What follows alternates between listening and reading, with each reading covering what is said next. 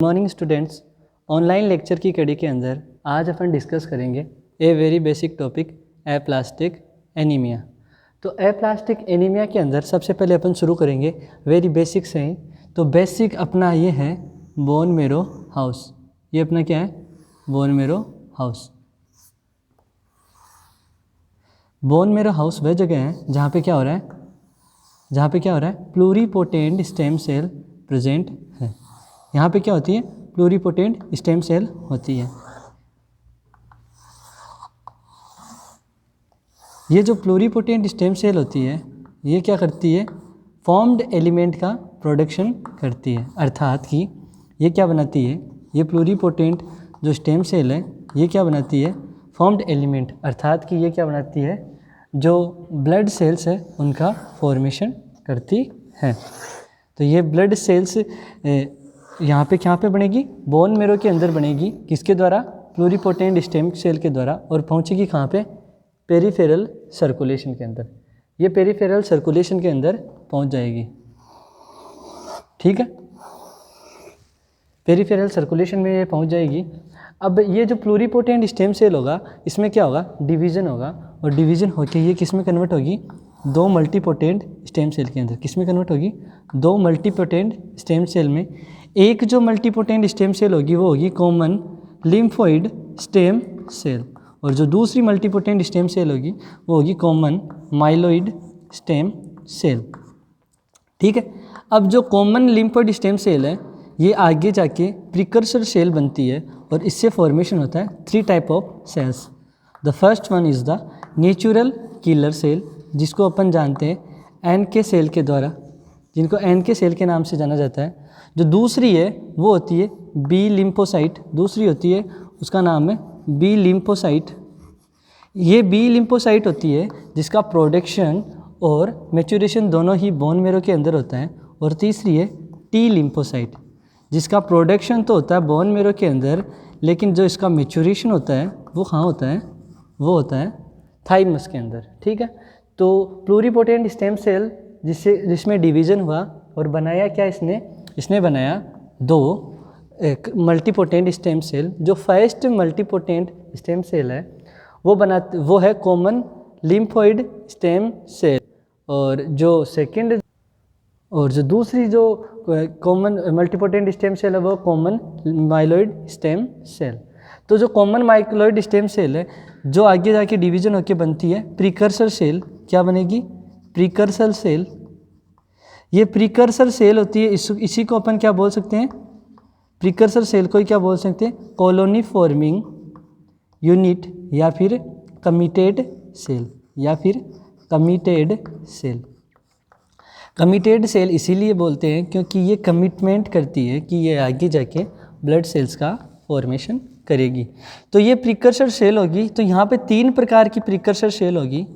जो पहली precursor cell होगी वो बनाएगी इरिथ्रोइड। क्या बनाएगी? इरिथ्रोइड, जिससे आगे जाके क्या बनेगा? आरबीसी। दूसरी बनेगी माइलोइड, उससे आगे जाके बनेगा प्लेटलेट। और जो तीसरी होगी वो स्टेम सेल, वो कौन सी होगी? बेजोफिलिक। तीसरी जो इससे बनेगा वो बनेगा बेजोफिलिक।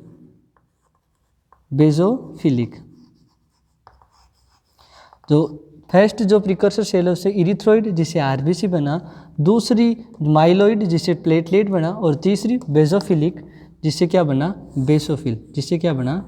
बेसोफिल।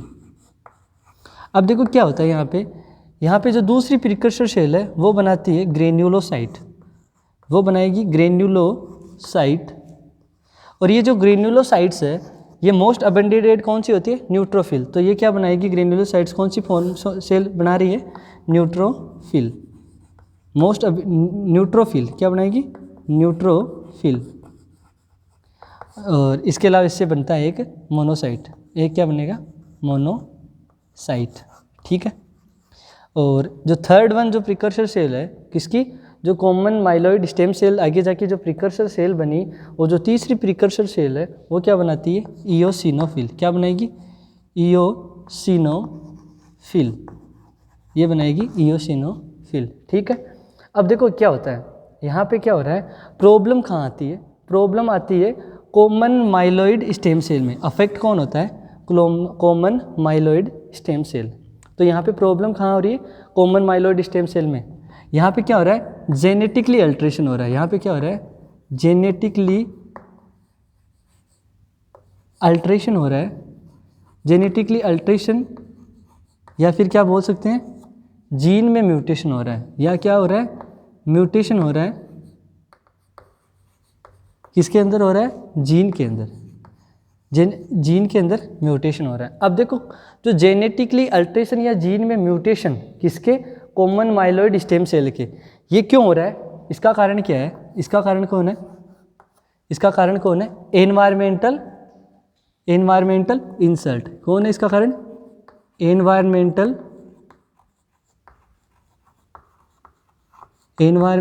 इंसल्ट। क्या है, एनवायरमेंटल इंसल्ट। ठीक है, अब देखो जेनेटिकली अल्ट्रेशन या म्यूटेशन का कारण है एनवायरमेंटल इंसल्ट, और एनवायरमेंटल इंसल्ट करने वाले फैक्टर कौन कौन से हैं, उनमें जो फर्स्ट वन है वो है केमिकल। फर्स्ट वन है वो क्या है, केमिकल। दूसरा है फिजिकल, जिसमें आता है रेडिएशन, और जो तीसरा है वो है क्या, वायरसेज। तीसरा क्या है, वायरसेज। केमिकल के अंदर आता है ड्रग्स एंड टॉक्सिन। केमिकल्स में क्या आता है, ड्रग्स एंड टॉक्सिन। अब देखो क्या होता है, जेनेटिकली अल्ट्रेशन या इसमें क्या हो रहा है, एप्लास्टिक, हाइपोप्लास्टिक या हाइपोप्रोलिफेरेशन की कंडीशन आ रही है। किस में आ रही है, कॉमन माइलॉइड स्टेम सेल के अंदर जेनेटिकली अल्ट्रेशन या फिर एप्लास्टिक या हाइपोप्लास्टिक की कंडीशन आ रही है।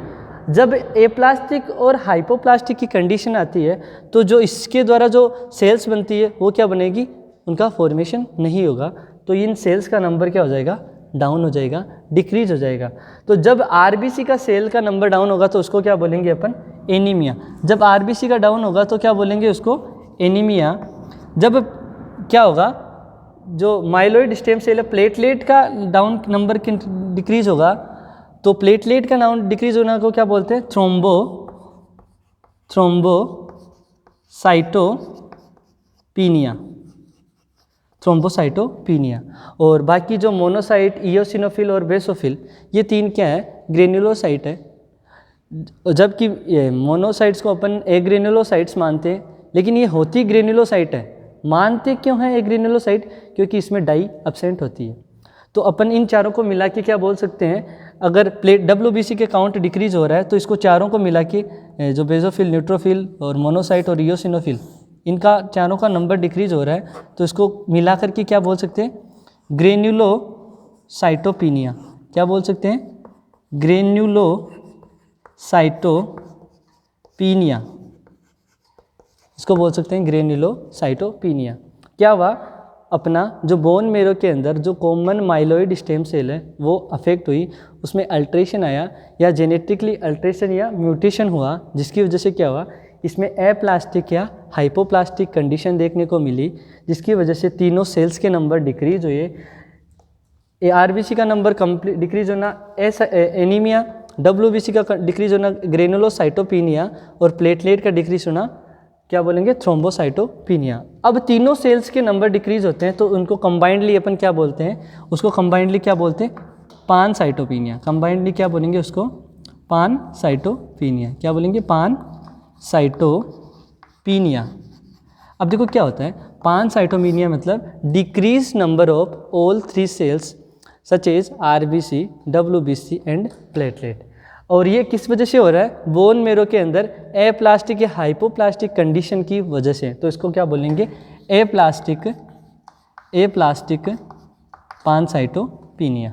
ठीक है, अब ये एप्लास्टिक पानसाइटोपिनिया किस वजह से हो रहा है, जेनेटिकली अल्ट्रेशन या जीन में म्यूटेशन की वजह से। तो जेनेटिकली अल्ट्रेशन कौन कराता है, एनवायरमेंटल इंसल्ट। ठीक है, एनवायरमेंटल इंसल्ट में क्या क्या आता है, केमिकल्स जिसके अंदर टॉक्सिन और ड्रग्स आता है, इसके अलावा रेडिएशन और वायरसेज, ये क्या कराते हैं, एनवायरमेंटल इंसल्ट, जिसकी वजह से जीन में अल्ट्रेशन आता है। अब देखो जीन में अल्ट्रेशन आने से यहाँ पे 2 कंडीशन देखने को मिलती है।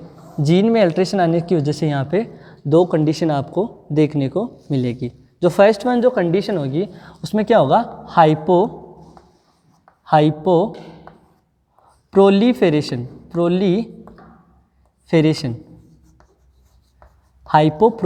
हाइपो का मतलब डिक्रीज होना, प्रोलीफेरेशन मतलब डिवीजन। क्या हो रहा है, डिवीजन क्या हो रहा है, कम हो रहा है। हाइपो प्रोलीफेरेशन मतलब डिक्रीज होना, क्या, डिवीजन का कम होना, मतलब को जो कॉमन माइलॉइड स्टेम सेल है उससे क्या होगा, डिवीजन कम होगा।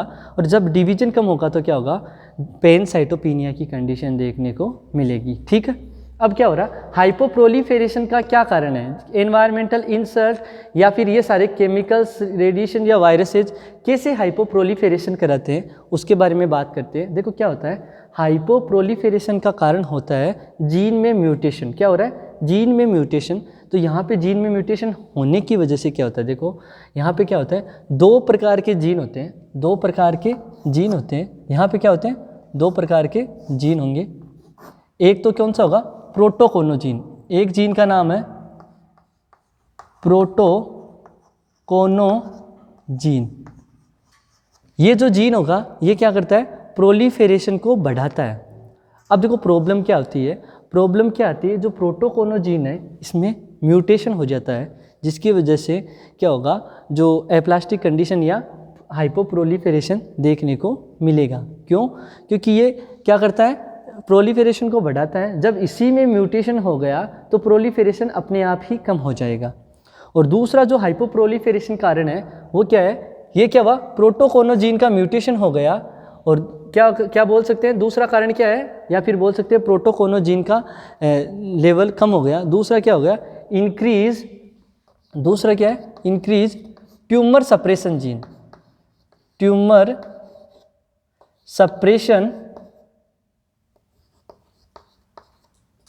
सप्रेशन जीन, दूसरा है ट्यूमर सप्रेशन जीन जो इंक्रीज हो जाएगा। नॉर्मली जो ट्यूमर सप्रेशन जीन होगा, ये जो ट्यूमर सप्रेशन जीन है इसका जो नॉर्मल काम होता है वो क्या होता है, डिक्रीज प्रोलीफेरेशन। तो ये क्या करता है, प्रोलीफेरेशन को डिक्रीज कर देता है।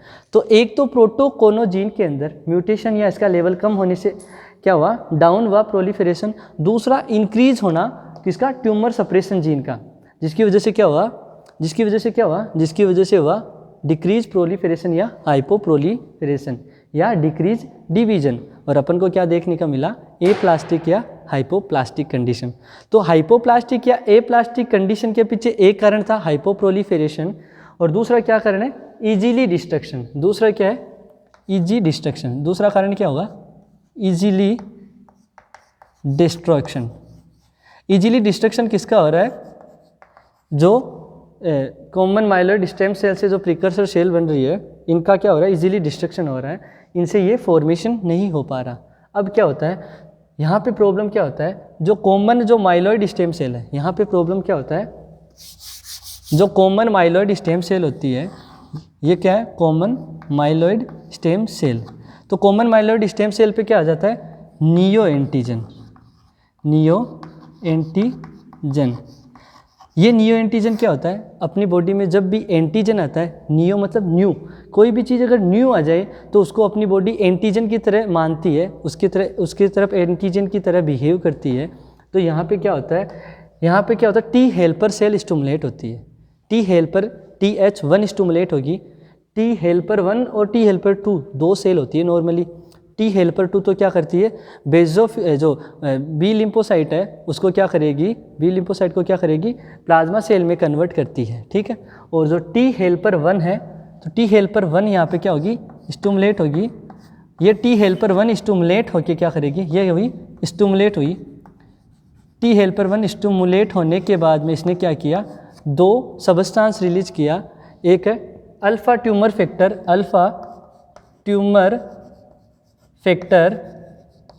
और एक किया ट्यूमर नेक्रोटिन फैक्टर।